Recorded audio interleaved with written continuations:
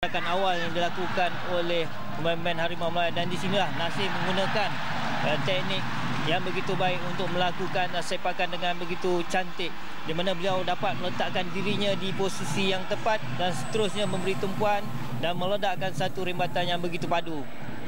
Gol jaringan Nasir ternyata menaikkan semangat persembahan pemain-pemain Malaysia, dan Malaysia melakarkan banyak serangan dan hampir dapat menggandakan gol kedua lebih awal melalui Sivan Nelson. Bagaimana Sivan Nelson malam ini?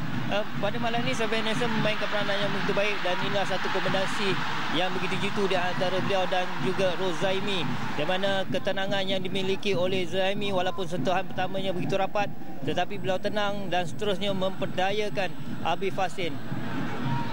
Bagi Rozaimi, dia terbukti berjaya memberikan keyakinan kepada Ong Kim Swee untuk memikirkan siapakah penyerang Malaysia yang akan diturunkan pada perlawanan akhir menentang Myanmar nanti.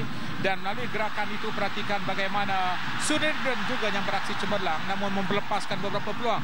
Pemain ini perlu diberikan perhatian oleh pemain-pemain tahanan pasukan Myanmar ketika beraksi di final, kerana kita dapat lihat satu kawalan yang menarik daripada Rozaimi mencari ruang dan seterusnya melepaskan satu teknik rembatan yang menarik, dan inilah kelebihan yang dimiliki oleh Rozaimi.